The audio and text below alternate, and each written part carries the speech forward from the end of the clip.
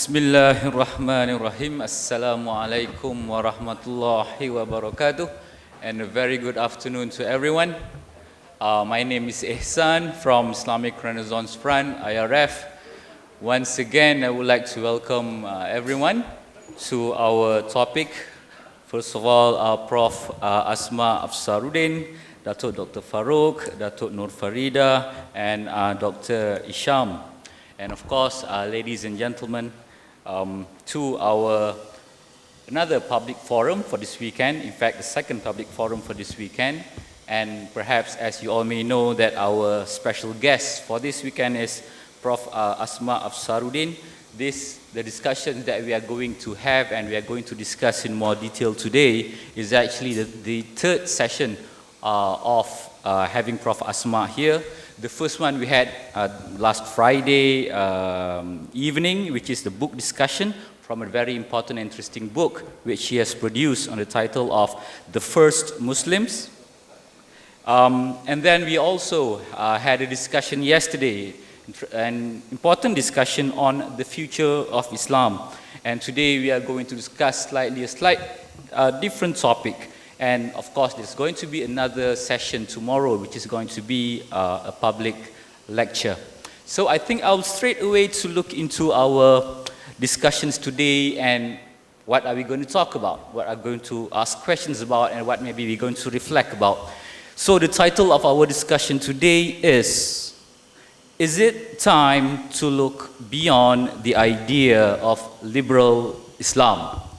So the word liberal Islam itself, I think it's no longer an unknown term or unknown words and ideas and discussions, because it has over the past several years, it's been a contested topic, quite critical as well, and at times could be quite sensitive as well. So generally, when we talk about the term liberal Islam, we could see perhaps over the past 1-2 decades, the discussions related to liberal Islam is usually associated to important key principles and ideas on freedom, on democracy, and tolerance and moderations. Of course, we know these are all very important principles related to our contemporary life and modern societies now.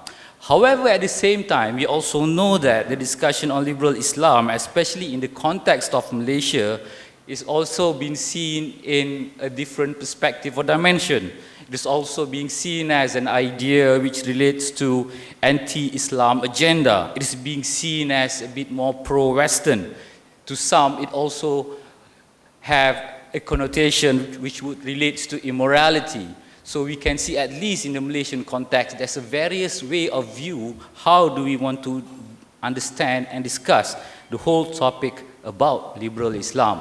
And I'm sure we're going to have a lot more critical discussions and understanding from the discussion that we're going to have today. So without further delay, I would like to invite the moderator of the discussion, Dato Noor Farida from G25, who is also the co-organizer of our forum today. Without further delay, Dato Noor Farida, thank you.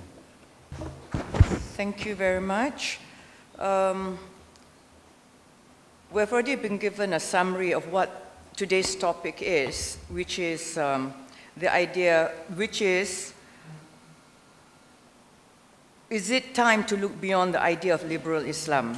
And our speaker today is Professor Asma Afsaruddin, and the discussants are Dato Dr. Ahmad Farouk Musa and Dr. Isham Pawan Ahmad. As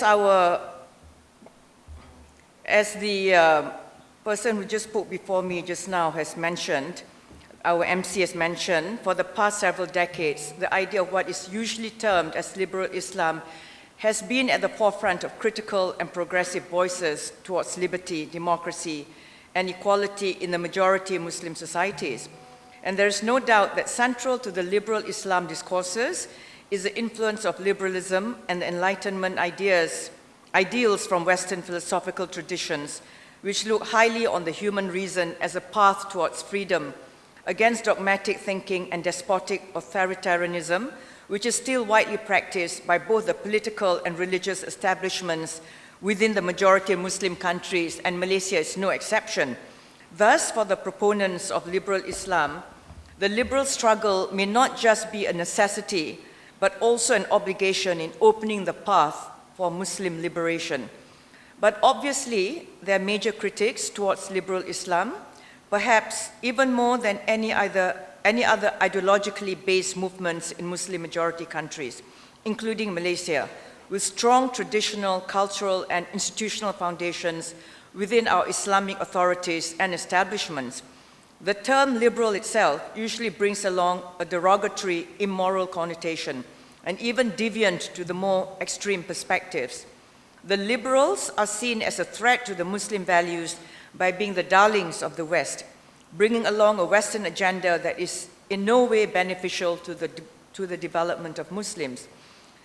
Such harsh critics towards liberal Islam have frequently sidelined its core liberating messages, raising an important question on how far is it still effective to advocate the ideas of liberal Islam for progress and reform in Muslim majority societies. Is liberal Islam still useful in the struggle of Muslim liberation, or is it time to look beyond the idea of liberal Islam? Our speaker today is Professor Asma Afsaruddin, who is a professor in the Department of Near Eastern Languages and Cultures at Indiana University, Bloomington, USA. She specializes in the religious and political thought of Islam, Quran and Hadith, Islamic intellectual history, and gender. In addition to numerous articles, her books include Contemporary Issues in Islam, 2015, Striving in the Path of God, Jihad and Martyrdom in Islamic Thought and Practice, 2013, Islam, the State and Political Authority, Medieval Issues and Modern Concerns, which is 2011 publication, and The First Muslims, History and Memory, 2008. Professor Asma is a member of the Academic Council of Georgetown's Prince Al-Walid bin Talal Center for Muslim-Christian Understanding and of the American Academy of Liberal Education's Board of Trustees.